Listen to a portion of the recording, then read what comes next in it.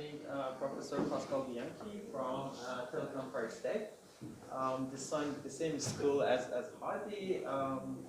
He was affiliated previously with Supelec, I guess, until 2009, I guess, and afterward he moved to Telecom Paris Tech, where he's now a full professor. He's working on distributed optimization, stochastic approximation, and you can see some of the works here.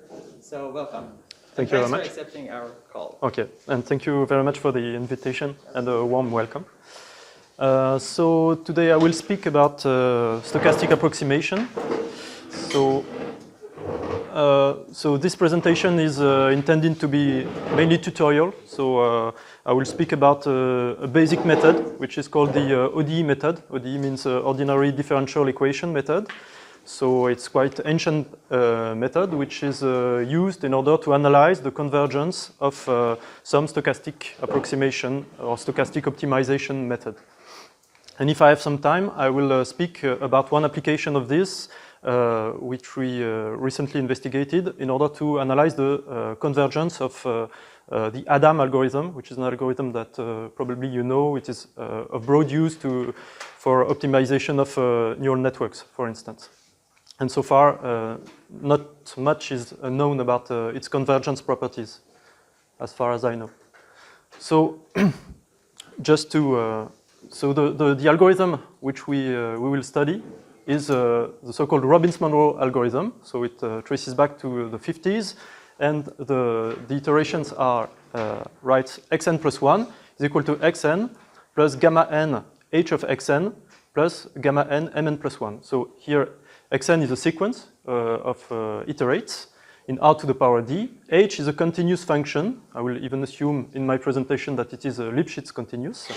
And gamma n is a certain step size, which I will often assume that this step size goes to 0. And here this mn is some randomness in the system, some perturbation, which is supposed to be a martingale increment noise, which means that it is 0 in expectation. More precisely, the expectation of mn plus 1 given fn. Fn is actually the past, the history of the algorithm. It is the sigma algebra generated by all the random variables up to time n. The expectation, the conditional expectation of mn plus 1 given the past is equal to 0. So this is a very general algorithm, and typically the hope when you run such an algorithm is to converge to a good estimate of a root of h. So let us see some application example of this general algorithm. The first example is an application to stochastic optimization. In that case, you want to minimize a certain function capital F of x, and which is defined as an expectation of a random function which depends on some random variable xi here. So little f x xi is a random function depending on x and xi.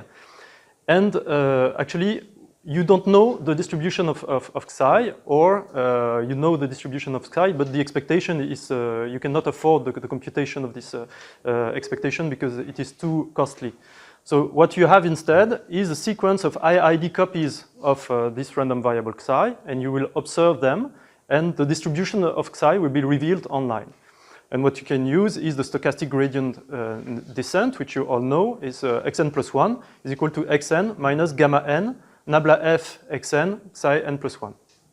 So I will be quick on the application of this, but one possible application framework of this stochastic optimization problem is the case of empirical risk minimization in machine learning, in which you want to minimize an empirical risk, which assume that you have capital N training samples. Training sample is xk, the features, and yk, the response.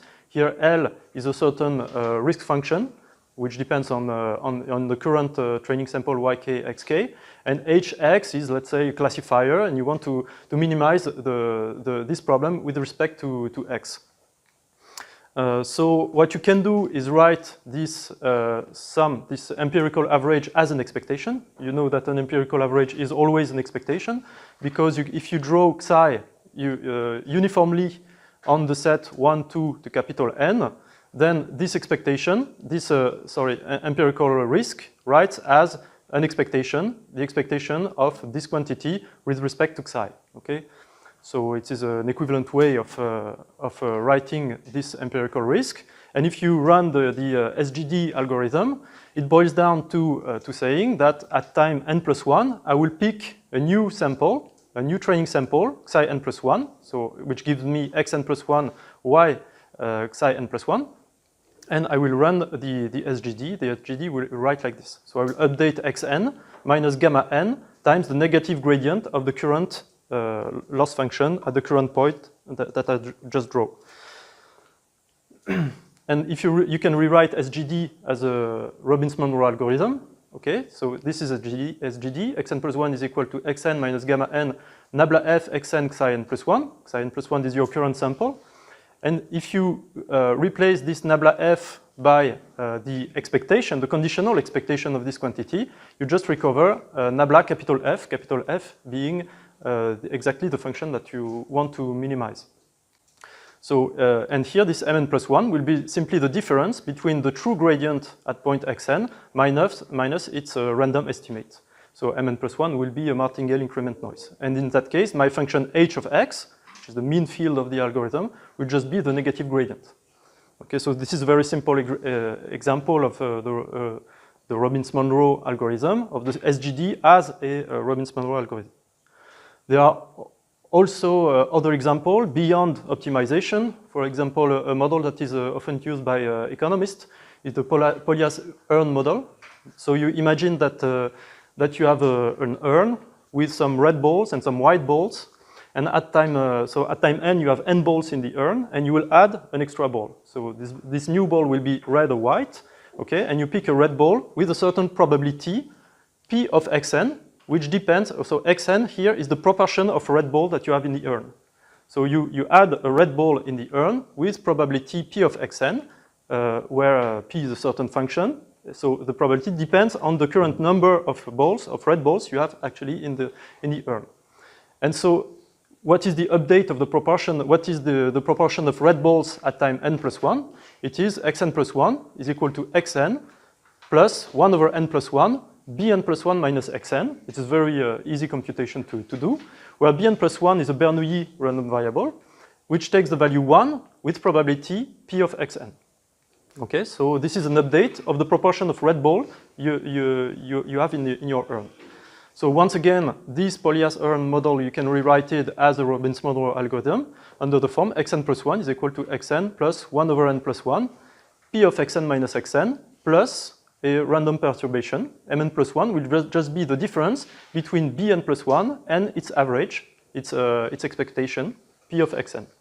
Okay, and so this is typically a model which is used to explain what is called the law of increasing returns, which means that the rich get richer. It explains, for instance, why the VHS technology for videotapes turns out to win all the market, whereas some other technology, here the Betamax videotape, was actually better in terms of quality and capacity. Similarly, why do we use currently the QWERTY keyboard, whereas some other options may be more efficient? So now we will switch to the analysis. So this was for the motivation. So I want to analyze the Robbins-Monroe algorithm and show its convergence, in some sense, to, let's say, a root of h. And the trick of the ODE method, ordinary differential equation, is to make the link, the relationship between xn, my random iterates, and an ordinary differential equation. In fact, if you rewrite xn as follows, so xn+1 minus xn divided by gamma n, it is exactly h of xn plus some perturbation, some random perturbation. And if you forget about the perturbation, then you can see this as a random, discretized version of an ordinary differential equation. Okay? If you write dx is equal to xn+1 minus xn, dt is equal to gamma n, okay, so gamma n will be the instantaneous step size, let's say, then this is dx over dt, and this is h of xt. So we have to formalize how this system relates to this one. And the reason is that, in general, this continuous time system is easier to analyze than its random discretized counterpart. So the ODE method boils down to showing two things. First, that xn, the sequence of iterates, shadows the ODE in some sense as the step size gamma n becomes small. And so we have to be accurate on what we mean about this. And the second step is to deduce the asymptotic behavior of xn when n goes to infinity from the one of the ODE. So, and the purpose of my talk is to explain how to do this. So when is it useful? Actually, it is not useful in many situations. It is not useful, for instance, in simple situations. For instance, if you want to analyze the behavior of the stochastic gradient descent in, let's say, in smooth setting or in convex settings, then you rather have to use a standard derivation, which will give you convergence rates, etc. However, it is useful, it is a powerful technique that allows you to handle more difficult situations. For instance, the case where h is not a gradient. So I will talk about the Adam case later in my talk. We can also think about game theoretical applications. Or when h is irregular, which happens in non-differentiable settings, or even set-valued. So you can assume that h is actually a set-value map, a subgradient, or a Clark's subgradient in non-differentiable in non-convex settings. Or the case where h depends actually on n, and then in that case you have a mean field h which can change over time, so which makes the standard analysis difficult to make. So just some reference about this, if you want to, more information about this. The ODE method traces back to the works of, to the 70s, to the works of Young. And I would advise the very complete course of Michel Benaim in Dynamic of Stochastic Approximation Algorithms in 1999. And a very good tutorial to start with is the book of Vivek Borkar, Stochastic Approximation, a Dynamical System Viewpoint. So these are the reference for my talk. Okay, and now I will explain. I will use the blackboard to make some derivation and to explain how this ODE method actually works. So maybe a quick reminder on the ODE. So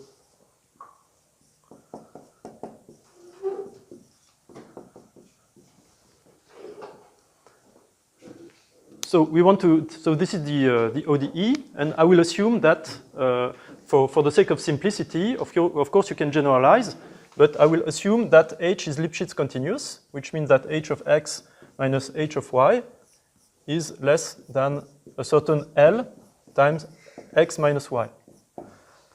Okay, in that case, if this holds, then you know by standard theory that a solution. There exists a unique solution to this ODE starting from some point x0. So there exists a unique solution.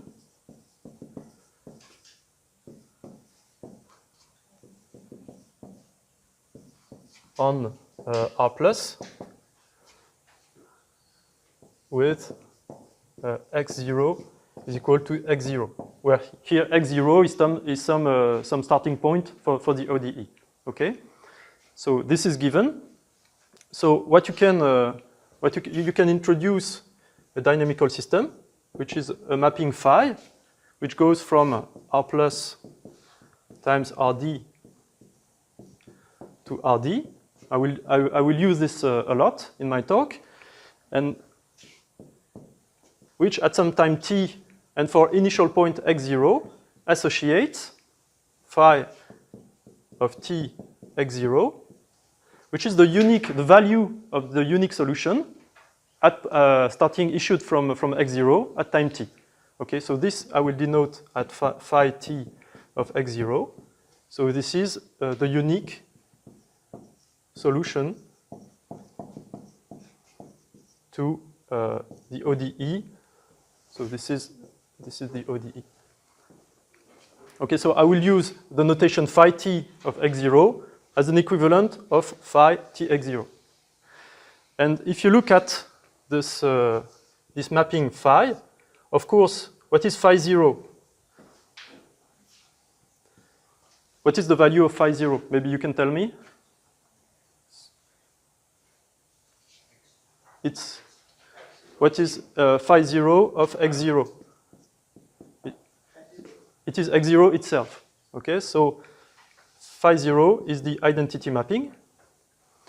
And maybe you can guess also what happens if you take two positive numbers t and s, phi of t plus s. Okay, let's look at this.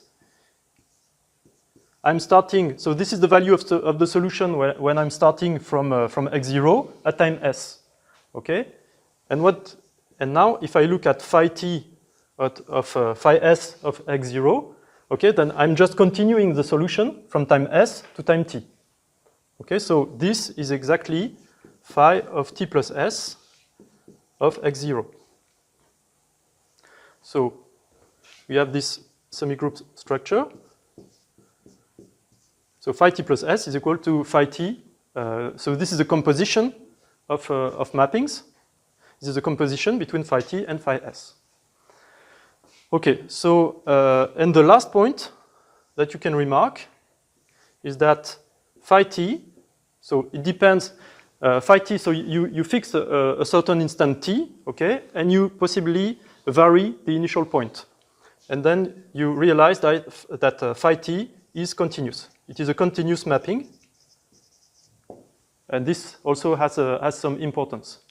So maybe I will make the proof that phi t is continuous. The reason why I do this is because I will use this later. And I will use an important lemma. Can everybody see when I'm writing? Yes?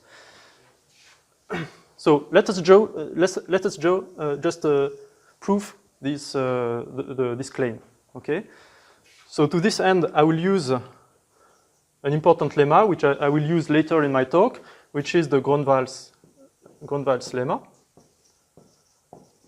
Maybe some of you know about it. It's a very simple lemma, which tells you that if you have a certain function u of t, which is positive, and which satisfies for every t this inequality. So it is less than k plus the integral between 0 and t of us ds. Okay, and here you might have a multiplicative constant c in front of this. So it is very easy to prove, and you could do this as an exercise. It takes 2 lines. That in fact, if this is true for every t positive, then it turns out that u of t is no greater than k to the power exponential ct. So this is a very basic exercise for students. And so I will not make the proof. So it's just by derivating this, you just compute the derivative of this function and you just find out the result. Okay, now how can I use this result to prove that phi t is continuous? Then I take two numbers. So t is fixed. I consider phi t of a. So what is phi t of a? Just to remember. Phi t of a is the solution which is starting from a, okay, and which satisfies the ODE. So the derivative of phi t of a with respect to t must be equal to h of phi t, okay? So if I integrate this, the solution of my ODE must satisfy phi t of a is equal to a plus the integral between 0 and t of h of phi s of a ds. Does everybody agrees with this? Okay. Assume that this is true. Assume that this is true. Now I compute the derivative with respect to t, just to check, just a sanity check. I want the derivative of this, so d over dt of phi t of a must be equal to the derivative of this. So this is h of phi t of a. Okay, so, and this is true. Okay, this is true by definition of phi t, because phi t, okay, consider this as a function x of t. X of t, a is the starting point. This is xt. The derivative of xt is equal to h of xt. So this is indeed the solution of my equation. So when I'm writing this, I am just saying that, okay, phi t of A is the solution at time t of the ODE starting from A. So now, how do I prove the continuity? Okay, now I can just write that phi t of A minus phi t of B. So it is equal to this at point A minus the same thing at point B. So it is A plus the integral of between 0 and t of h of phi s of A ds minus B plus the integral of h phi s b ds. I take the norm, okay, and I use the triangular inequality. So this is no larger than A minus B plus the integral between 0 and t of h phi s of A minus h phi s of B ds. Now, I will use the fact that h is Lipschitz continuous. So h of x minus h of x prime is no larger than L x minus x prime. So this is no larger than A minus B plus L times the integral between 0 and t of phi s of A minus phi s of B ds. And now you recognize you can use the Grunwald's lemma. Okay, I have some quantity u of t, which is no larger than k plus a constant times the integral of the same function u. Okay, so if I use the Grunwald's lemma, then this will be no larger than a minus b times exponential L times t. So now if A converges to B, you see that phi t of A converges to phi t of B. Okay, so this is why it is continuous. It is even Lipschitz continuous. Okay, so now this was just the preliminaries. Now I will explain the relationship between the Robbins-Monroe algorithm and this ODE. I will give you a definition. So the definition is an asymptotic pseudo trajectory. So we say that a mapping, I will call it x bar from R plus to RD, is an asymptotic pseudo trajectory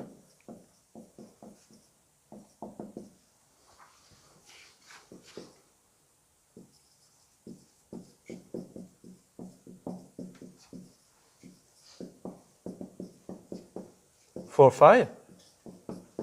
So phi represents my ODE if the following holds. So if, so I will go slowly. You look at x of t. Okay, so you have a function. So this is my function x of t, which you look at the behavior of the function for large t. Okay, so you look at the behavior of the function starting from that point, and t is intended to tend to infinity. And you compare. So in fact, you set t, and this is xt plus s. So this is the function xt plus s. Okay, and you compare this function to the solution to the ODE starting from that point. So starting from that point, you will run the semi-flow of the ODE. And this will be phi s of xt. So if you run the ODE starting from that point, you will have a solution which will look like this. Okay? And now you look at the infinite norm over a fixed compact. So let's say here I consider a constant capital T. So I set T positive. And I look at what happened over this compact set, this interval, T plus T. And I look at the difference, the infinite norm, between the solution to the ODE and my actual process, x bar. So the infinite norm is just phi s x bar of t. And this is the infinite norm over this interval. So the supremum for S belongs to 0t must tend to 0 as t tends to infinity. So this is the definition of what is an asymptotic pseudo-trajectory. Okay? So this tells you that when t goes large, this solution, this process, x bar, gets very close to the solution to the ODE starting from that point. Okay? An equivalent way of saying this is that if you look at the process xt plus dot, so what is xt plus dot? Xt plus dot is the function, is this function here. Okay? So for every t, you have a different function. And you look at the sequence of function, and this converges to the set of solution to the ODE.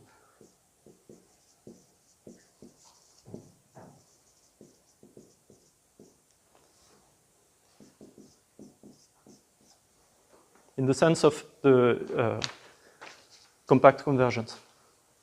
Okay, and this is what we want to show. So we will show that the Robbins-Monroe algorithm is an asymptotic pseudo-trajectory of the ODE. Once we have this, so this will be the main proof of my talk. I will try to prove this. So this will be a bit technical. And this is the result I would like to prove. So I will spend maybe 15, 20 minutes showing this. And once we have shown this, then it is a very convenient tool because we have some results that will tell us that if I know to analyze the behavior, the asymptotic behavior of the ODE, I can translate it, I can transpose it to the behavior of an asymptotic trajectory. Okay, so if I know, for instance, under some condition that my ODE converges, that any trajectory of the ODE converge to some equilibrium point, let's say, then I could say the same thing about the asymptotic pseudo-trajectory. Okay, so this is why this is an important tool. So what is the x bar? So here, so far, I have a process xn, which is defined that as xn plus 1 is equal to xn plus gamma n h of xn plus some martingale increment noise mn plus 1. This is not a continuous function. So I cannot say that xn is an asymptotic pseudo-trajectory of phi. So I should first transform this into a continuous function. And do you see a way of transforming it, making this continuous? We have a discrete process. So let's say I have, this is time 0. So I'm starting from a point x0. And some time later, I have a point x1, which is given by this iteration. Later, I have a point x2, x3, xn, xn plus 1, etc. So this is a discrete signal. How can I make it continuous? By just interpolating. Okay, so by just drawing some lines here between all the points. So this will be my continuous function x bar of t. Okay, and this will be a piecewise linear function, so a continuous function. And of course, if I know the asymptotic behavior of x bar, I know the asymptotic behavior of xn. Okay, so studying x bar is enough to get some information about xn. Now I should just give the scale. So what is the scale? What is the time difference between two instants? So I would just say that this is gamma 0. The interval of time between 2 points will be exactly the step size. So this is gamma 2. This is gamma 3. This is gamma n. Okay? So the value, so here I will define some this time instant. So 0 will be equal to tau 0. Tau 0 will be equal to 0. The first time instant, tau 1, will be just gamma 0. The second time instant, tau 2, will be gamma 0 plus gamma 1. It's be tau 3, etc. And this will be tau n. Okay? So tau n is the sum of all the gamma k's from k equal to 0 to n minus 1. And I have that x bar of tau n is equal, sorry, so this is tau n and this is tau n plus 1, is equal to xn. And now I can do the piecewise linear interpolation. If I want to define x bar of t everywhere, I can write that x bar of t is equal to, if I take some t here, so in the interval tau n plus 1, then x bar of t will just be equal to xn plus t minus tau n over tau n plus 1 minus tau n, which is gamma n actually, xn plus 1 minus xn. Okay, so this is my piecewise interpolation of the iterate xn. This is x bar of t. And now the proof, so the main proof of my talk, will be that x bar is an asymptotic pseudo-trajectory of for phi. Okay, so now we would like to prove this. We'd like to prove this result. So before proving this result, let us expand xn. So I will not erase this because this is what we want to show. Okay. So let's take, for instance, t equal to tau n. So in that case, I look at xn. What is xn? Actually, xn is equal to xn minus 1 plus gamma n h of xn minus 1 plus gamma n, sorry, it is n minus 1, mn. And I can do this, I can expand this. Xn minus 1 is equal to xn minus 2 plus gamma n minus 2 h of xn minus 2. X minus 1 h of x n minus 1 plus gamma n minus 2 mn minus 1 plus gamma n minus 1 mn. Okay, and I can do the same procedure until I fall to x0. So at the end, you will have xn is equal to x0 plus the sum for k equal to 0 to n minus 1 of gamma k h of xk. Okay, this will be the sum of all these guys. And also I have the sum of all these guys, all the martingale increment noise. So here I have the sum for k equal to 0 to n minus 1 of gamma k mk plus 1. Okay? And now the trick is to rewrite xn under something that looks like the solution to the ODE. Okay, so I can continue my derivations, and I have xn, which is equal to x0, plus at the end, what I would like to have is xn under the form of a solution to the ODE. So I have for t equal to tau n, so this will be x of t. I just take, for just to simplify, t under from t equal to n for some n. And I would like to have x of t nearly equal to x0 plus the integral between 0 and t of h of x of s ds. Okay, you agree that if I have x bar of t which satisfies this equation, then x bar of t is a solution to the ODE. This means, if I had a strictly equal, this means being a solution to the ODE. Okay? If I have x bar of t which is equal to x0 plus the integral between 0 and t of h of x bar of s, then this means that x bar is exactly a solution to the ODE. So of course we won't have this exactly, we will have some perturbation due to the noise and due to the discretization, but the trick is to write x of t in a form which is similar to this.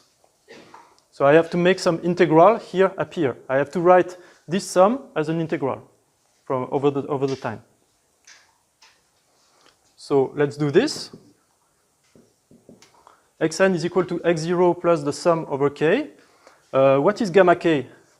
Well, gamma k is simply the integral of 1 between tau k and tau k plus 1 of h of xk. ds. Okay, this does not depend on s. What is the integral of h of x k, which does not depend on s, with respect to s between tau k and tau k plus 1? Since the gap between tau k plus 1 and tau k is equal to gamma k, this is simply gamma k times h of x k. Okay, I can do the same stuff.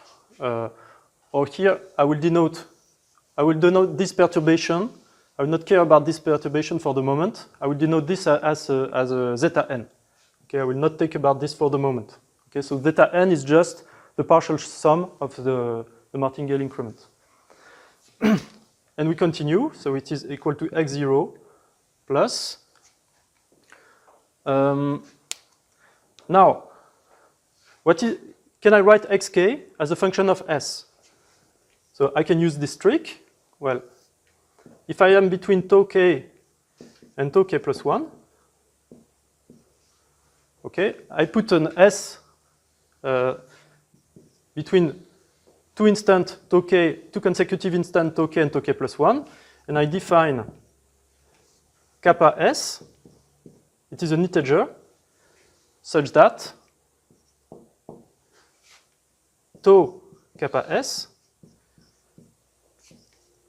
is no larger than s, no larger than tau kappa s plus 1.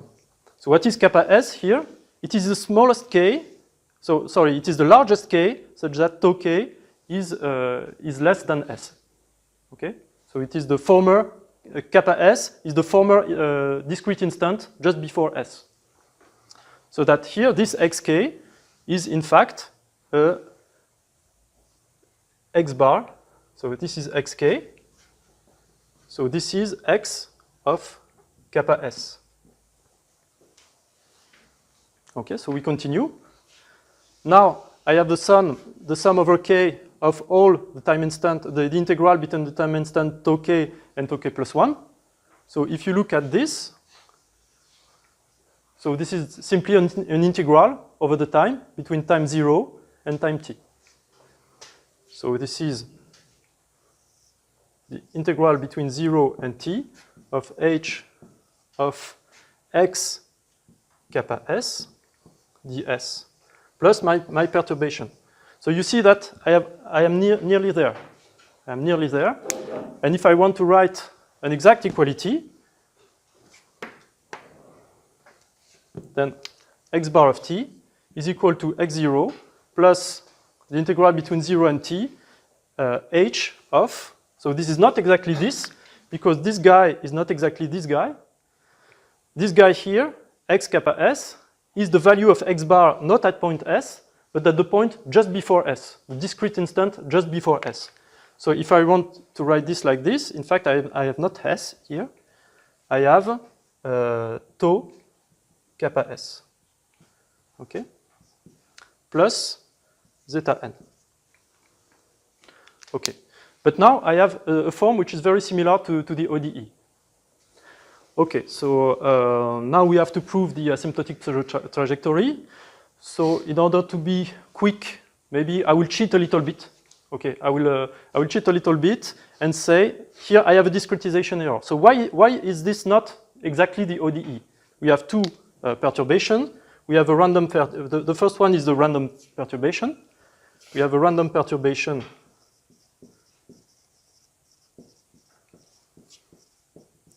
zeta n, and we have the perturbation due to the discretization. The fact that x bar of s is different, actually different from x bar of tau kappa s. And actually we have to handle these two perturbations and show that asymptotically they count for nothing. Just to simplify maybe the derivation, I will maybe get rid of the second one, and I will cheat a little bit and say, okay, let's forget about the discretization perturbation, and let's assume that, okay, asymptotically, you know, what happens at the time instant s is nearly equal to what happens at the time just before, okay? Because the delay between two instant tau k and tau k plus 1 is gamma k. If gamma k is sufficiently small, I can assume that this perturbation is small. Of course, I have to make some assumption now on the behavior of gamma k. So my assumption is that gamma k will tend to 0.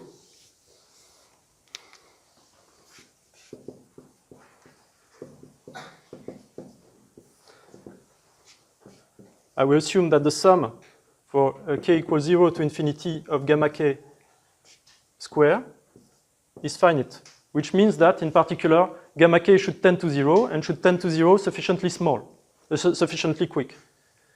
And also, but not too quickly, I want also that the sum of the gamma k for k equal to 0 to infinity is equal to plus infinity. Okay, so once I have this assumption, okay, let's look at this. Well, I have x bar of t, which is equal to this, for t equal to tn. Okay. Now I have to compare xt plus s, x bar of t plus s, minus the solution phi s of x bar t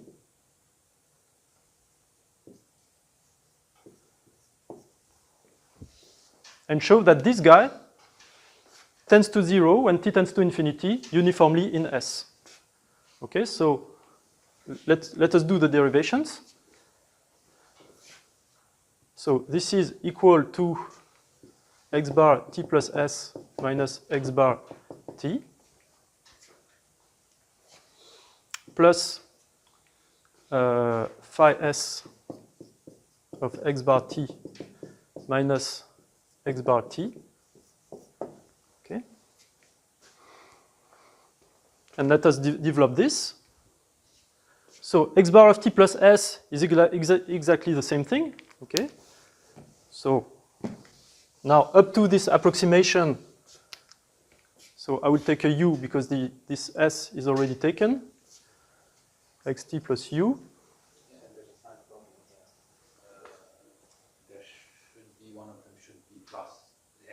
Yes, sorry, it is a minus, and there's some parenthesis here. Okay, so if I look at x bar t plus s, so it is equal to x0 plus the integral between 0 t plus s, t plus u, sorry,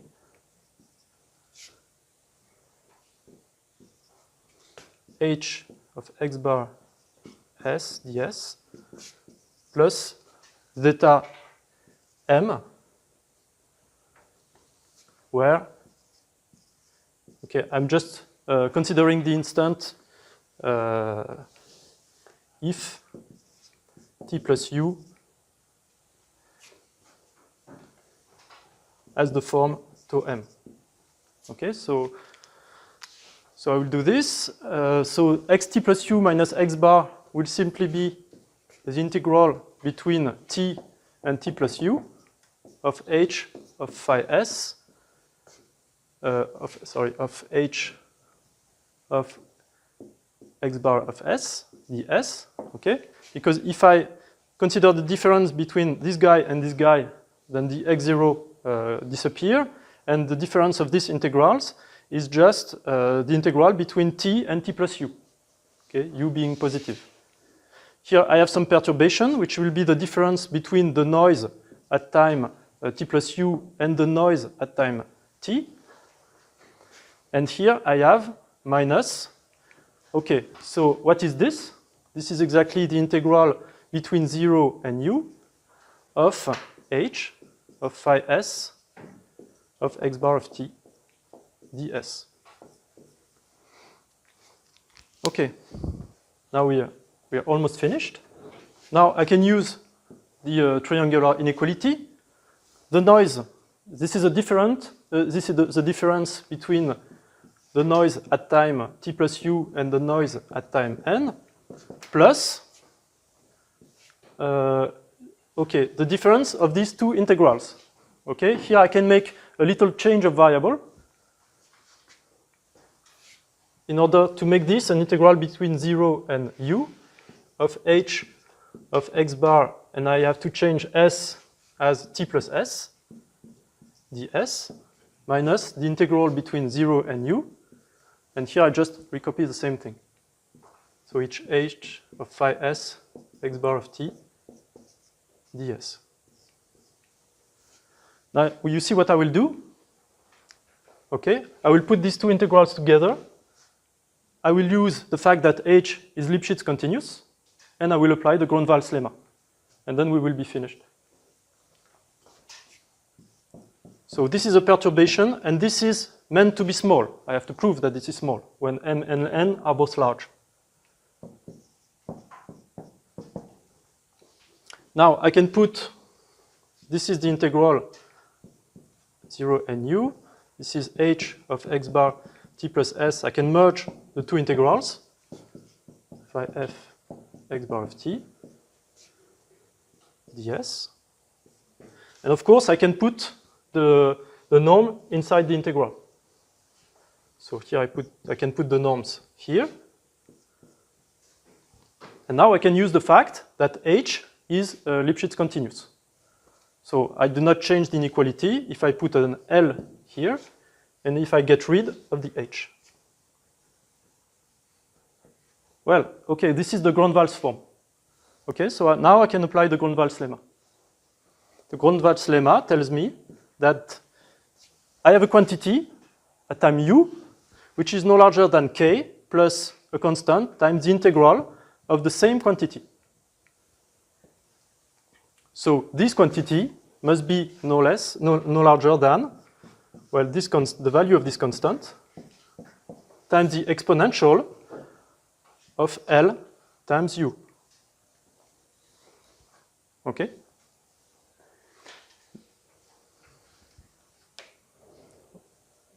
So this is by the Grunwald's lemma.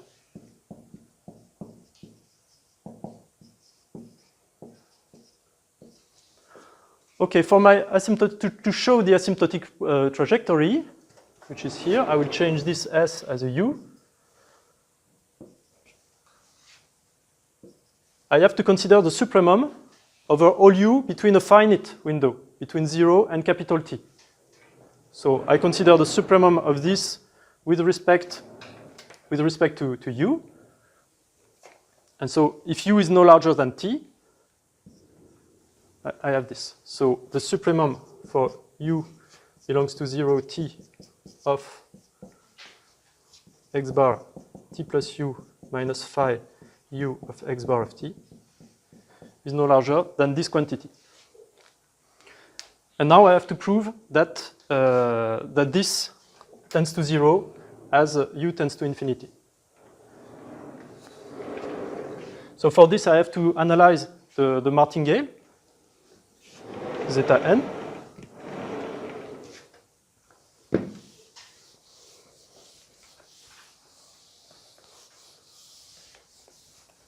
So analysis of the noise.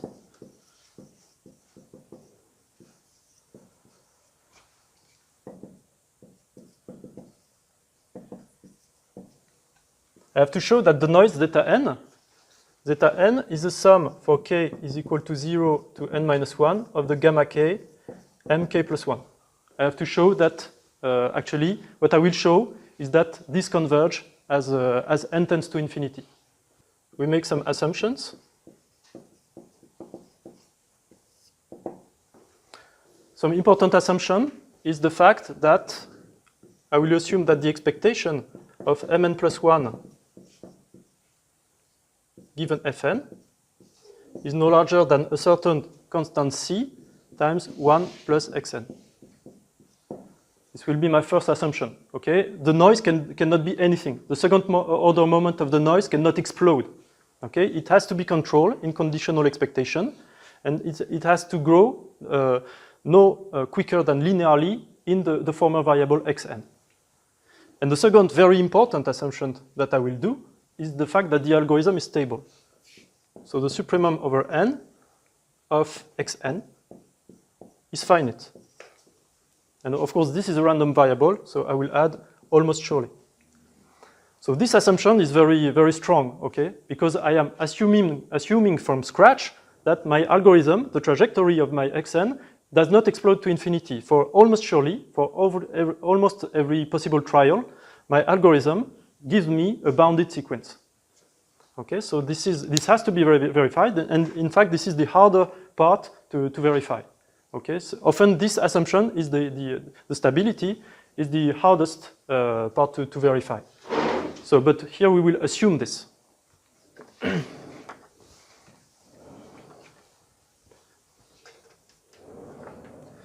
So now the goal is to prove that zeta n tends to 0, and then we are done. If the noise tends to 0,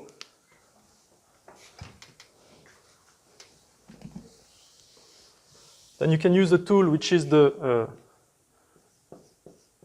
Doob's martingale convergence theorem.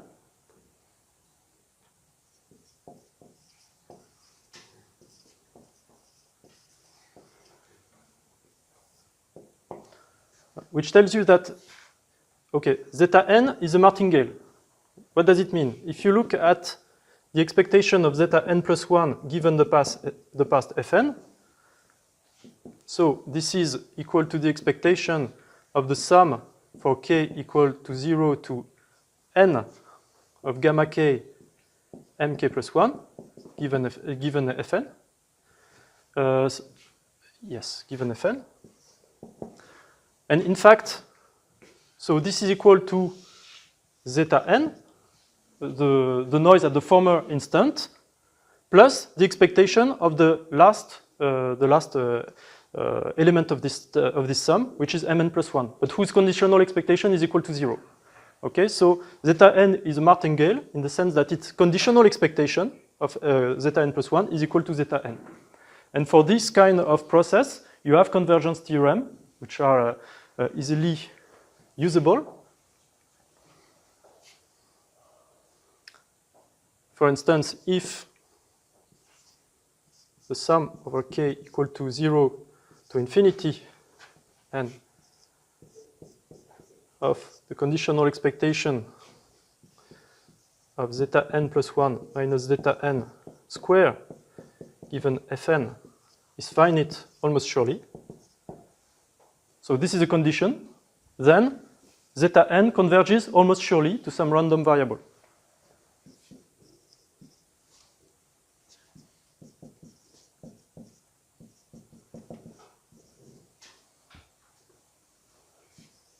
Then there exists some random variable zeta star such that zeta n converges almost surely to zeta star. Okay, so I will not do this, but you can check this at home as an exercise. It is quite easy given these two assumptions. Given the fact that the algorithm is stable, then you have this linear growth condition, and given also the fact that the sum of the gamma square converges. Okay, so this is the case. Zeta n converges. So the supremum over, which means that the supremum over m larger than n of zeta m minus zeta n tends to 0 as n tends to infinity. And I erased actually the quantity that bounded this quantity, but this was exactly the factor that I had in front. So that the proof is completed. I have shown that I have an asymptotic pseudo trajectory. Now, so we have answered the first question, which is in what sense the interpolated process shadows the behavior of the ODE. Now, the second question is, if I know some stuff about the ODE, can I say the same stuff about the asymptotic pseudo trajectory? Okay, so here I will just give you the theorem because I think I don't want to make a new proof again. Okay, I will actually, you can, in general, you are interested in the limit points. You look at this is your interpolated process, and many things can happen. So what you can characterize is the set of cluster points of this trajectory. And the hope is that the set of cluster points of this trajectory are equilibrium point of the ODE. Okay? Okay, I will not give all the details, so I will just give you a theorem, which is easy to use in the case where you have a Lyapunov function. So I will explain myself. Denote E is the set of points such that h of x is equal to 0. It is a set of equilibrium points. I want to show that the trajectory x of t converges to this set under some hypothesis. Okay, this is my goal. So there are several ways of doing this. One way is to assume that you have a so-called Lyapunov function. What is a Lyapunov function? It is a continuous function which goes from Rd, okay, let's say to R plus, it is bounded below.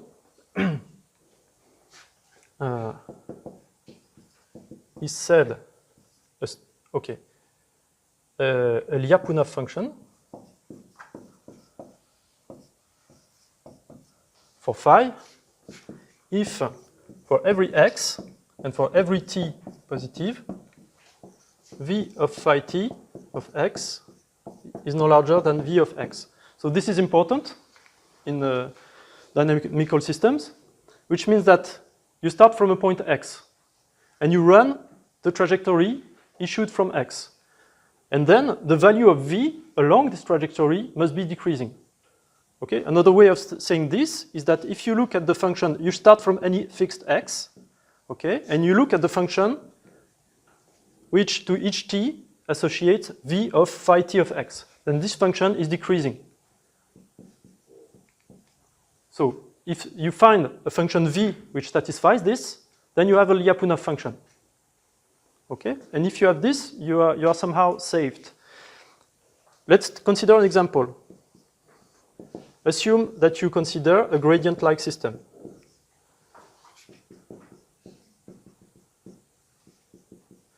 So maybe you know, here I am in a very particular case. This is a case of SGD.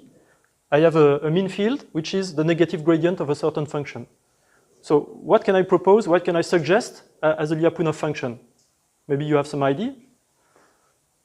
Can I find a function v which is decreasing along the trajectory? So the answer is I can try f itself. What is f? If I consider the derivative d over dt of f of xt, then I can use the chain rule. The chain rule will tell me that I have this is nabla f of xt times the derivative of xt with respect to t. Okay? What is the derivative of xt? It is minus nabla f. So it is nabla f of xt scalar minus nabla f of xt. Okay, so this is exactly equal to minus the square norm of nabla f of xt. So this is negative. This is negative. So this means that the function f of xt is decreasing. So this means that my function f, if I have a gradient system, my function f, the potential, the objective function, is a Lyapunov function. Okay. You have many cases in which you have the Lyapunov functions, a Lyapunov function, even if your system is not a gradient system. And if you have this, well, you can state some pleasant results.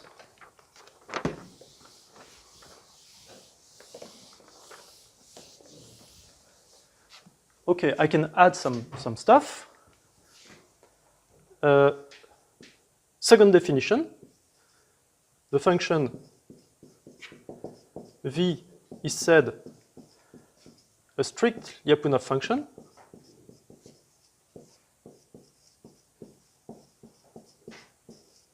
if, moreover, it is strictly decreasing as long as you are not at an equilibrium point.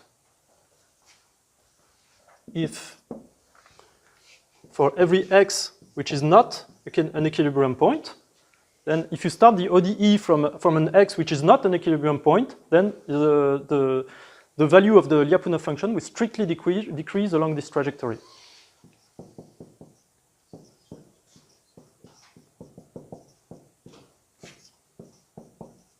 Okay, so I can state now the final result, which can be useful, is that if you have such a function, then and the theorem is due to Benaim and Hirsch, 95. If you have such a function for phi, if there exists a strictly Lyapunov function,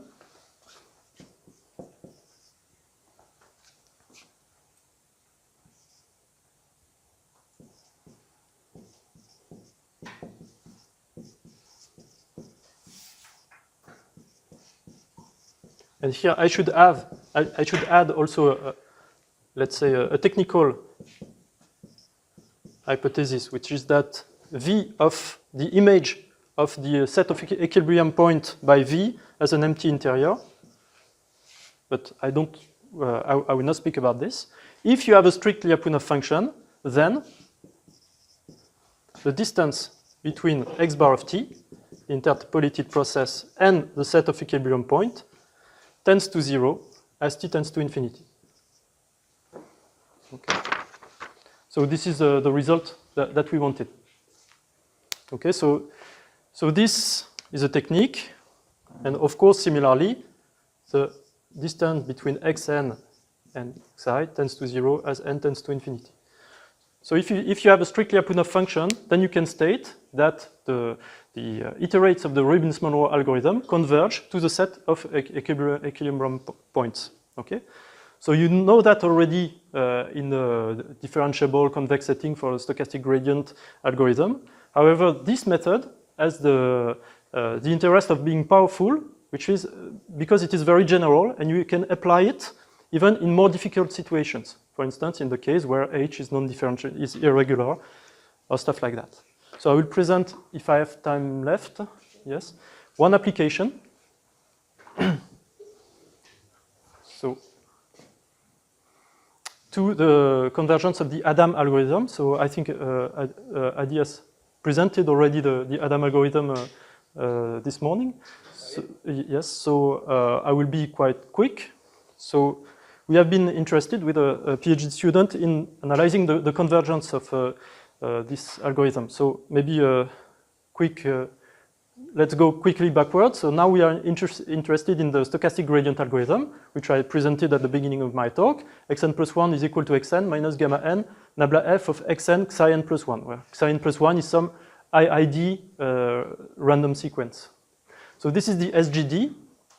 Oh yes, and there is a slight difference.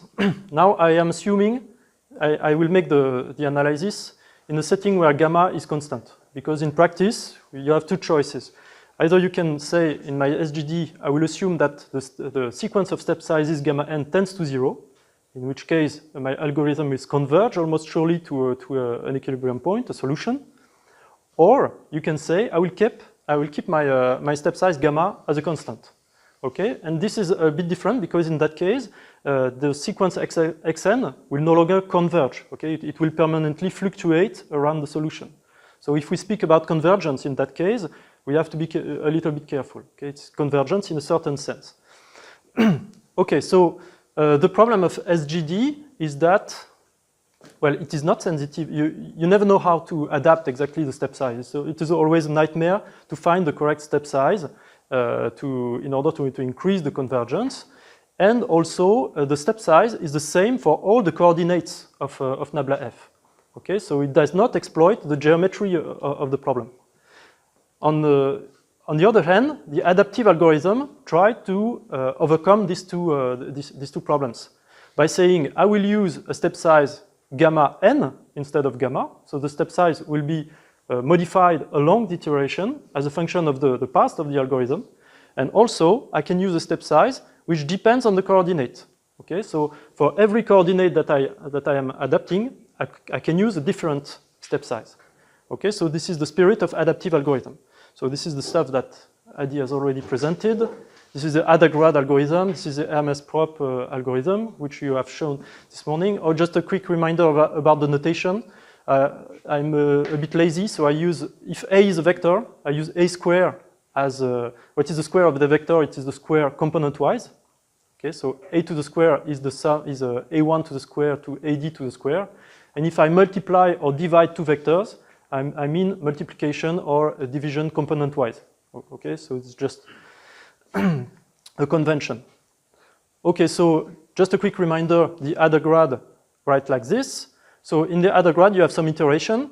At the time instant n, you pick some random variable psi n, and you compute the gradient. So this is a current gradient. And you update another quantity, capital Gn, which is actually, as you can see, the cumulated sum of all the gradients. Okay, so this is a random sequence, which is actually, as you can see, increasing over time. Okay, and you update the sequence xn as xn is equal to xn minus 1 minus gamma gn. So this is the standard gradient algorithm, but you divide the step size gamma by the square root of gn plus a small epsilon here, just to be safe. And okay, so this is AdaGrad. And so this is a somehow decreasing step size algorithm, except that the step size is random, okay, this time. It has been remarked that this strategy is a little bit too aggressive in the sense that the step size decreases a little bit too slowly in practice. You have theoretical guarantees for this one, but in practice, the step size decreases too slowly. Yes? Maybe one thing to clarify. Yes? So what kind of assumptions are you making about convexity and non-convexity? So it's clear that... Nothing is, nothing. Okay. Nothing is convex. Here, I'm working in the non-convex case. And yes, just Lipschitz, the nabla F, the nabla capital F is Lipschitz continuous, okay. No, but F is non-convex. Okay, and of course in practice when you are investigating neural networks, you are also interested in non-differentiable settings, exactly. But this is harder. Yeah. Okay, okay. In order, so since this Gn actually goes too fast, increases too fast, other algorithms have been proposed, like the RMS prop. It is exactly the same, except that instead of having a cumulated sum, which increases, then you have an average, a moving average. Okay, so this is like computing the average of the square gradient, but over a finite window. Okay, just taking into account the last previously seen gradients. I don't know if it's clear, this strategy, but okay. And then it is exactly the same. So Adam is still another variant of this, still a little bit more complicated. Because, okay, here you have xn is equal to xn minus 1 minus gamma. M hat n is an estimator of the gradient, and epsilon per square root of Vn, here the square root of Vn is the step size. Okay, it's 1 over the step size. So, and how is it updated? You see, you have these complicated iterations. Oh, just for remark, you have here a step size. So this is the constants that are advised in the initial paper of Adam. So alpha is supposed to be small, very, very small. Alpha is supposed to be close to 1, and beta is supposed to be very, very close to 1. Okay, and epsilon is small also. So now just to depict the behavior, this is the way Adam works. So xn minus 1 is equal to xn. This is a simplified, this is a simplified version of Adam at first. Xn minus 1 minus gamma over epsilon per square root of Vn mn. So what is mn? What is mn? It is an estimator of the current gradient. Okay, but instead of taking alpha equal to 0 here, you have a certain moving average, which means that instead of using just the last gradient, you're using some kind of average value of the previously seen gradients. Okay, and here you do the same thing for the numerator of the step size, Vn. It is just like Hermes prop. Again, it is a moving average of the past square gradients. And so this is Adam. In fact, you have one more step for Adam. It is an unbiasing step. Maybe you talked about it this morning. Okay, so in that case, this has been explained. So you will actually replace m hat mn by a certain rescaled version of mn. You divide by 1 minus alpha over n. Why? This is to obtain an unbiased estimate of the gradient. And this is important, especially in the early steps of the algorithm. And same stuff for Vn. So if you do the ODE method on that, and I will explain this, then you will see that here I have some dependency on n. So here I will have not an ODE, but a regular ODE, but a non-autonomous ODE, which will involve the time. So now the question is, okay, what do we know about Adam? In fact, there is this paper in 2015 where Adam has been proposed, and you have also regret bound in a convex setting. But actually, in 2018, this regret bound has been a counterexample has been produced. So, apparently there is a flow in the proof. And people recently there have been some attempts in providing guarantees for the convergence of Adam, but so far, I mean, there are still. This is still an open research topic. So, with some PhD students, we have tried to apply the ODE method on the Adam framework. Well, actually, you can write Adam under the form of the Robbins-Monroe algorithm. And I will explain how, sorry.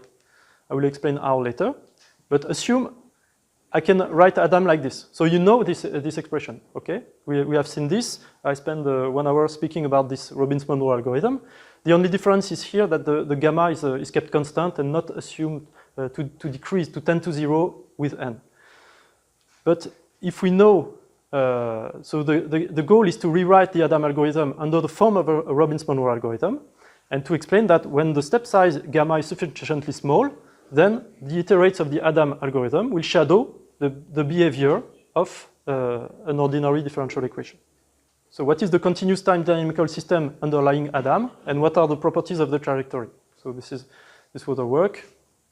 So now comes the result, the technical part. Actually, yes, you can rewrite the Adam algorithm under the form of a Robbins-Monroe algorithm. So I will skip the details. We find out that the good we find out the good ODE which underlies the behavior of Adam.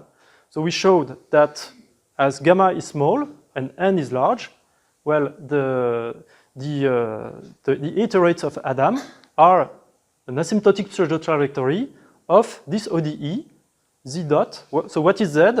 Z is the concatenation of several variables, the variable x, the variable x of t, m of t, and v of t. So since there are 3 variables xn, mn, and vn in the Adam algorithm, of course the ODE, which are updated jointly, the ODE should have also 3 variables, x of t, m of t, and v of t. So what we show is that the relevant continuous time dynamical system is of the form z dot is equal to ht of z of t, where h is a certain complicated function. In fact, x dot is equal to minus m hat of t plus epsilon square root of v hat of t, where m hat and v hat are rescaled version of m and v are following also some differential equation of this kind. So m dot is equal to certain factor a times is proportional to nabla f of xt minus m, and similarly for a similar equation for v.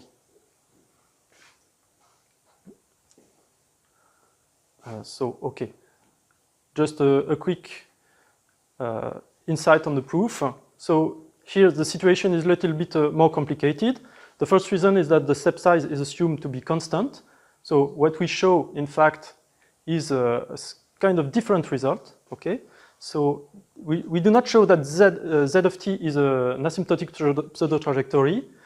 We show that if you here z gamma of t is the interpolated process of the vector zn. Zn is xn, mn, and vn, and the interpolated process, and z of t is the solution to the ODE, which I just showed before. Then, if you look at the supremum norm between z gamma of t and z of t, this converges in probability to 0 as gamma is small. So this is a small variant, and the proof is a little bit different of what I showed, but the result is somehow similar. And the key of the proof is to find a Lyapunov function for this Adam setting. So the result in the paper is to exhibit a Lyapunov function for this ODE, which is not that trivial. And compared, as opposed to what I showed, the existence and the uniqueness of the solution to the ODE are non-trivial, because in the case of Adam, actually the mean field H is highly irregular.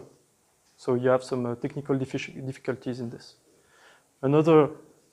aspect is to prove the convergence of the continuous time version of Adam. So this is what we have done. So we have shown the asymptotic pseudo-trajectory result. We have shown that x of t, so x of t is a continuous time solution to Adam, converges to the set of equilibrium point, to the set of stationary point of the potential f. Okay. And the remaining task, the work that we still have to do, is to relate the xn, so the true iterates of Adam, and to prove that the true iterate of Adam converge to nabla f. Sorry. Another interesting aspect of this analysis is to prove that the importance of the in-biasing step.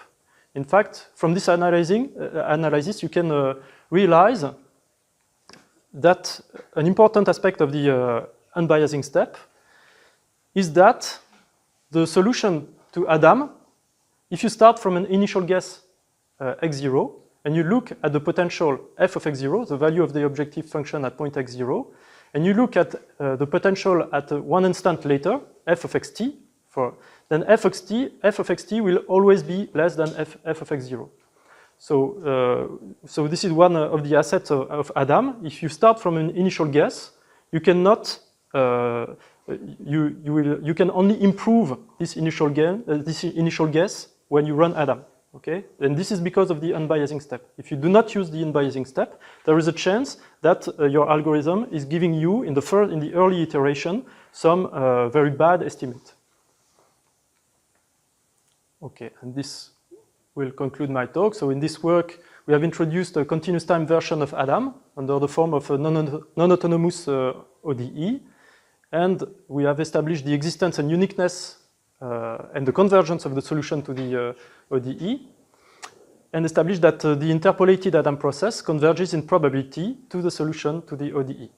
And so, as I said, the future work is to establish this kind of result, which will look really at the, not to show the convergence of Adam to the solution to the ODE, but directly to show the convergence of the iterates of Adam in random discrete time to the set of stationary point of the function f. Convergence in probability when n tends to infinity and gamma tends to 0. Okay, so this is what we are currently working on. And the second project is to handle the non-differentiable case. In the non-differentiable case, you have to handle not ordinary differential equation, but differential inclusions. So it is a bit harder. So this concludes my talk. If you have some questions. Any questions? Actually, maybe one general question. So, what is the technical difficulty of not considering the diminishing step size? So gamma n. Yes. Gamma n going to 0. Gamma n going to 0. Yes. So it's true that in practice you won't assume that the gamma n is slowly decreasing with time. You will assume that the step size is constant, small but constant. Exactly. Yes. So in that case, the strategy is a little bit different because you will consider the you will still do the interpolated process trick. Only the analysis will be a little bit different. What you will show. Okay, now the step size is constant. Okay, so this is the same gamma. And this is x0, x1. Okay, so you have your interpolated process. And for every gamma, so it goes, okay, for every gamma, you have a different interpolated process. Okay, so you have a family of interpolated process. This is index, so you have a family of processes indexed by gamma. Okay, and you look this as a random variable in the space of continuous functions. Okay, so this is a random variable, and you show that this random variable converges in probability to the solution of the ODE, starting from the same, starting from that x0. So the strategy is a little bit different. Okay, so this is the challenge. Yeah. Yeah. Okay. One question. Do you have any idea how we can extend for the case of having non-Martingale sequences? So essentially, if you lose that on best approximations. If it is not a martingale increment sequence, then there will be an additional bias, which is if this mn plus if the expectation of mn plus 1 is not 0, then it will be something that is probably a function of xn. Then you have to add this something to the mean field, to the function h, and you have no choice. You have to to create a martingale increment artificially. If you do not have a martingale increment, you generate one. No, I guess I can ask the question. Mine was kind of relevant to that. How do you handle that with respect to non-differentiable functions in the same case? Because in that case, all the non-martingale function does not work in that case. How would you extend the same framework to support a non-differentiable function? And in that case, you have to switch to differential inclusion. For instance, okay, assume that you consider, for instance, SGD in your SGD will be this xn minus gamma or gamma n gn or gn plus 1. Gn plus 1 is what? It is an element of a subdifferential. So it is the regular subdifferential in a convex setting or the Clark subdifferential in a non-convex setting. So you transform this. So this is part of a set. The gradient is actually a subgradient. So this is actually an inclusion. So, and this is nabla f of xn. Okay, plus some random perturbation. Okay, so, and you study, and so in that case, your discrete time random dynamical system is this one. And so you will try to show the asymptotic trajectory to a continuous time dynamical system, which has actually the form of not an ODE, but a differential inclusion. So when you have this kind of systems, so it depends. You are not sure that you have uniqueness of the solution, so it depends. But this is the kind of system that you have to study. But you can use the same kind of analysis. Yeah, because exactly. The analysis would still hold. Mm-hmm. Yeah. Yes. Yes. No more? I do have actually one more. So I like the idea of showing that the convergence is achievable, but do you have any idea about the rate of the convergence? Because I guess that one success story behind, one very big success behind Adam was that it really improved the convergence rates. Yes, in practice, numerically. Yes. And are you also aware of some results, analytical results, which try to also establish the convergence, as you try to say, of Adam? You mean convergence rates? Right. No, right. Results in general. Oh, yes, there is some citation. There have been several works this summer, last summer, about this. People trying to establish, some convergence properties, the gradient norm. So it's a new yes. It's new work, basically. It's quite recent, but yes. And about the convergence rate, so this method is not supposed to give you directly convergence rate. So it is not, yes. So it is, for me, it is a method that you should use when you face harder situations, where before even thinking about convergence rate, you just ask yourself about convergence. But you can use also, yes.